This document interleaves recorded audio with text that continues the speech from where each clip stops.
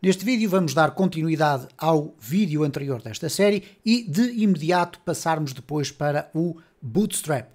Bom, existe uma forma para inserirmos o CSS na nossa página e é colocando os estilos, que são um conjunto de selectors com declarations, já vou explicar muito sucintamente o que é, dentro de um outro fecheiro à parte e depois importar para o interior do head.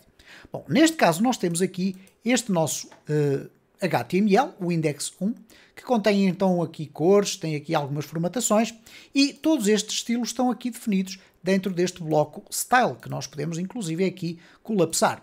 Bom, então o que é que acontece neste caso? A forma mais correta de o fazer é colocar tudo isto que aqui está num fecheiro à parte e importar para o HTML. E já agora, por uma questão de curiosidade, para sabermos do que estamos a falar, nós temos aqui um estilo de CSS. O estilo é caracterizado por ter um selector, ou um seletor, que é este espaço daqui, que permite depois ser colocado aqui dentro das classes para que possamos usufruir das propriedades e os respectivos valores. E depois temos as declarations. As declarations é isto que aqui está. Neste caso temos aqui uma declaration, aqui temos o outro, aqui temos outra e neste aqui nós temos 4 declarations. São compostas por propriedades e respectivos valores, sempre finalizadas com um ponto e vírgula. Bom, então aqui o que é que vai acontecer? Se eu quiser colocar este meu CSS num fecheiro à parte, eu vou simplesmente criar este app.css, ou vocês podem criar com um outro nome qualquer, pode ficar inclusive numa localização interna de uma outra pasta. E o que nós vamos fazer aqui é o seguinte, vamos copiar toda esta informação que aqui está, esquecendo o style, vamos copiar e vamos colar aqui no CSS. app.css passa a ter então este conteúdo. Agora já posso remover daqui o style e para que eu possa incorporar estes valores aqui dentro, neste caso este CSS, eu vou ter que adicionar aqui uma diretiva, uma tag que vai incorporar ou importar esse fecheiro. Se agora nós refrescarmos o nosso fecheiro, nós vamos verificar que ele deixou de ter as formatações. Então vamos atribuí-las da seguinte forma. Vocês escrevem link.css. Esta abreviação de emmet, que é algo que já vem instalado no Visual Studio Code, vocês podem utilizar para rapidamente pressionando o tab, terem aqui então o link rel style sheet e agora vamos colocar aqui o endereço do nosso fecheiro. Ora, neste caso, como ele está no mesmo local do index1.html, nós vamos colocar app.css e cá está. Se eu agora refrescar aqui a minha página, vocês vão ver que ela volta a ter a formatação anterior. E isto é muito importante nós percebermos, porque esta é a forma que nós vamos usar para inserir o Bootstrap dentro do nosso projeto.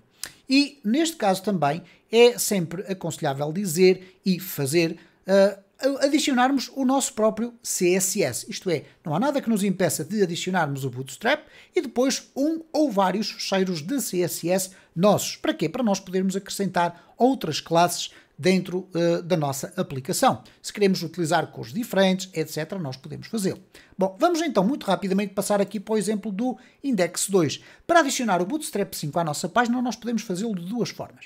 Via CDN, CDN significa Content Delivery Network, e é uma rede, neste caso, um site ou uma localização na internet, onde existe o fecheiro do Bootstrap 5 permanentemente atualizado.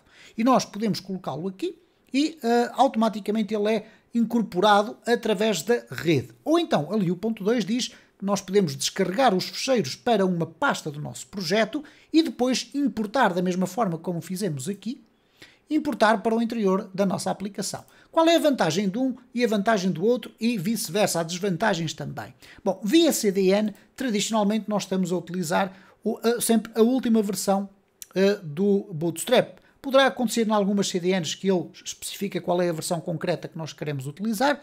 Neste caso aqui nós podemos utilizar às vezes uma CDN que vai automaticamente buscar sempre a versão mais recente. Mas há outras vantagens. Por exemplo, via CDN nós não temos que subcarregar o nosso projeto com mais um conjunto de fecheiros, ok? Por sua vez, há uma desvantagem. É que no caso de a CDN que nós estamos a utilizar estar down, podemos correr o risco do Bootstrap não ser carregado e aparecer um erro. É um risco muito remoto, porque normalmente estas CDNs ou estas localizações têm uma disponibilidade muito alta e, por conseguinte, é muito difícil que aconteça que a nossa aplicação não consiga ir buscar esse fecheiro. E, tradicionalmente, o que acontece também é um mecanismo técnico relacionado com os browsers e com a cache, e que significa basicamente o quê? Quando nós vamos a esta CDN buscar a informação, ela vai ser captada várias vezes e a determinada altura o nosso browser vai chegar à conclusão de que é melhor guardar uma cópia local do fecheiro. E ele vai fazer isso de forma automática. E quando nós entramos no nosso site, ele já não o vai carregar a partir da CDN, mas carrega-o a partir da área dos fecheiros temporários da nossa internet. De qualquer das formas, eu pessoalmente prefiro descarregar os fecheiros, neste caso é o ponto 2, descarregar os fecheiros para uma pasta do nosso projeto e depois importá-los para o HTML. Ok?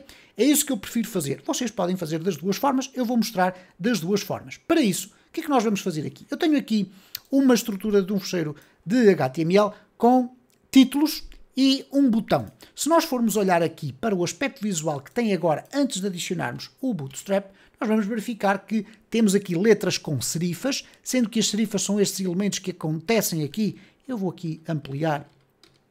São estes elementos visuais que temos aqui nas pontas das letras, ok? E também aqui embaixo na base do 1, por exemplo, as letras serifadas ou letras serif são as letras tradicionais do nosso browser. E depois existem as letras sans serif, isto é, sem serifas. Ora, uma das características mais interessantes do Bootstrap é que a partir do momento em que ele fica ativo no nosso site, automaticamente nós vamos notar logo a diferença.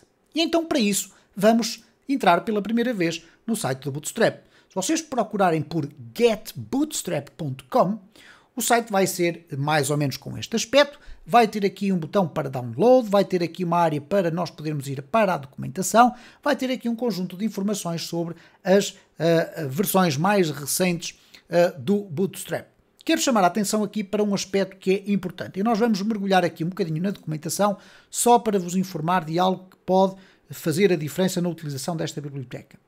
Até à versão Bootstrap 4.x, e reparem que nós vamos utilizar a versão 5, mas existem versões anteriores, todas estas versões são compatíveis com o Internet Explorer.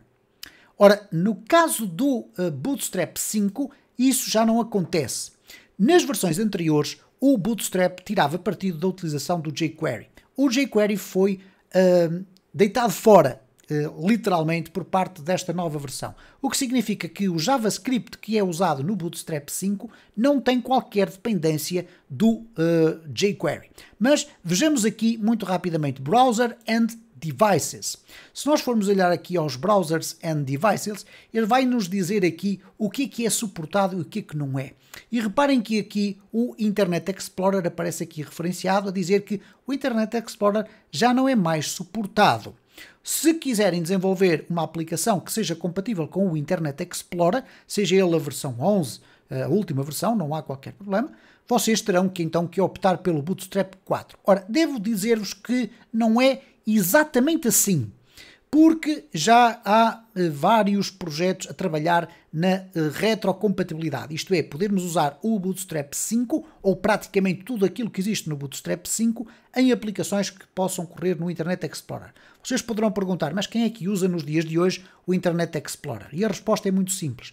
Em muitos casos vocês podem profissionalmente ter que desenvolver aplicações recorrendo ao uso de uma biblioteca, como é o caso do Bootstrap, mas que têm que correr em Internet Explorer porque as empresas são obrigadas por questões de retrocompatibilidade a ter que ter o Internet Explorer a funcionar. Depois podem ter também o Google Chrome, como é óbvio. Mas muito cuidado porque depois vocês vão entregar um produto que não funciona no browser que habitualmente essas pessoas usam para, por exemplo, tirar partido do Java, que era uma tecnologia muito utilizada para fazer aplicações web.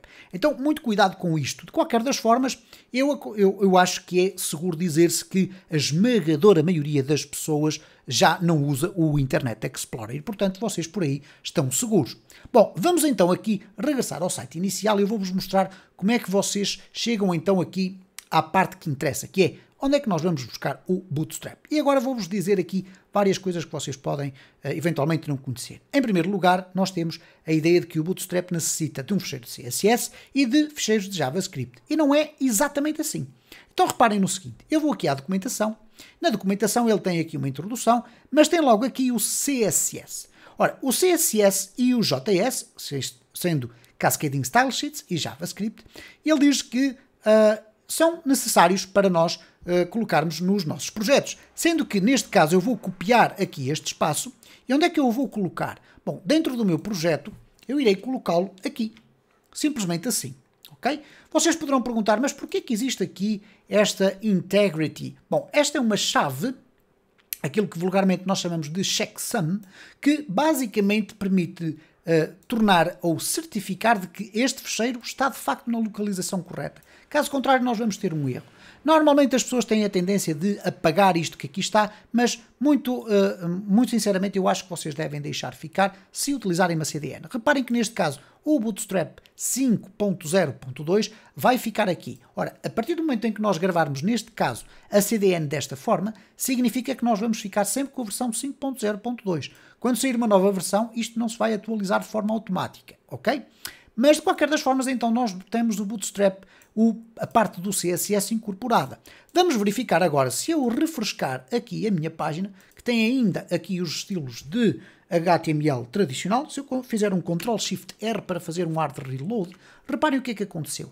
O meu fecheiro de Bootstrap foi carregado a partir da CDN e automaticamente, sem eu fazer grandes avarias, digamos assim, ele foi formatar as nossas letras. E relembram certamente no início deste vídeo de eu ter falado em letras serifadas. Ora, neste caso com o Bootstrap nós vamos ter letras sem serifas, ou sans serif. Então tornam-se um bocadinho mais agradáveis de ler e elas são definidas por defeito pelo próprio Bootstrap. E reparem o que é que aconteceu aqui ao nosso botão. O nosso botão foi alterado no seu aspecto. Porquê? Porque eu utilizei a expressão ou o atributo classe e defini aqui dentro aquilo que são algumas das classes do Bootstrap. Reparem que se eu não tiver, por alguma razão, o carregamento desta biblioteca, neste caso eu comentei para que ela não apareça, vocês vão acabar por verificar que o botão fica com o seu aspecto do HTML tradicional. Ora, neste caso, o nosso Bootstrap traz já um conjunto de botões previamente concebidos que nós podemos usar desta forma. BTN é botão, iremos depois falar mais à frente disso, e depois o BTN escolhemos a cor do botão. Eu aqui escolhi o primário, que é aquele azul. Então, se nós agora fizermos aqui um hard reload, nós vamos ter aqui esta informação toda. Vamos ver um aspecto fundamental. Eu vou pressionar no F12 para ir às ferramentas do programador. Como vocês podem observar aqui, nós não temos qualquer tipo de erro. Então, não foi necessário carregarmos o JavaScript. Pergunta que se impõe. Para que é que nós precisamos do JavaScript? Bom, o JavaScript é necessário para determinados componentes do Bootstrap. Se nós não vamos usar determinados componentes, como é o caso, por exemplo, de uma Dropbox, ou melhor, um drop-down, assim é que é certo, ou elementos desse género, nós não vamos necessitar do JavaScript. É, no entanto, uma prática comum nós adicionarmos o JavaScript. Eu dou-vos um exemplo muito concreto. Um dos recursos muito utilizados com o Bootstrap são as modais. Isto é, quando nós estamos dentro de um site, clicamos no botão e abre-se uma janela aqui por cima. Isso é possível fazer-se utilizando ou tendo que recorrer ao JavaScript, ok? E é o JavaScript que vem aqui com o nosso Bootstrap. Ora, neste caso, se eu fizer aqui uma cópia, o que eu vou fazer é o seguinte, eu vou copiar o bundle. O bundle significa, dentro deste fecheiro de JavaScript, vem tudo o que é necessário para que o meu Bootstrap funcione. Onde é que eu o vou colocar neste caso? Aqui ao fundo, antes do body. Ok? E, portanto, desta forma, o que vai acontecer é que quando eu agora aqui fizer um refresh, eu vou ter aqui o carregamento normal. Se vocês quiserem adicioná-lo aqui também no head, não tem qualquer problema, podem fazê-lo. Vou-vos, no entanto, mostrar a forma como eu habitualmente faço a importação disto. Eu, neste caso, vou copiar daqui todo este link deste fecheiro, vou abrir aqui um novo separador, vou colá-lo e vou abri-lo aqui. Como vocês podem observar, aqui está a versão minificada, por isso tem ali o min, do Bootstrap. Tem aqui tudo aquilo que é necessário, toda a framework está aqui dentro, com as suas classes, as suas cores, tudo. Não precisamos de estar a ler rigorosamente nada do que aqui está. O que eu vou fazer é clicar com o botão direito do mouse, guardar como, vou navegar até ao meu projeto, que neste caso é o 02, e vou guardar com esta extensão, ou melhor, com este nome, até para ficar rapidamente bem identificado. Guardei o bootstrap.min.css. Neste momento eu não vou ainda adicionar o JS. Faremos isso num dos próximos vídeos porque o processo é exatamente igual. Como é que eu agora faço para integrar este fecheiro que aqui está, bootstrap.min, dentro do nosso projeto? Bom, muito fácil. Reparem que se eu agora refrescar aqui a minha página, ela vai voltar a ter apenas o aspecto do HTML normal. Bom, eu vou então aqui chegar ao meu código, colocar aqui um link CSS e aqui vou colocar Bootstrap. Vamos aqui até refazer isto desta forma, reparem, Bootstrap, o sistema vai logo detectá-lo. E agora, eu aconselho-vos a fazer isto. Criem também o vosso próprio fecheiro de CSS e coloquem-no sempre depois do fecheiro de Bootstrap. Porquê? Veremos mais à frente que nós podemos fazer um override de algumas classes. O que é que isto significa?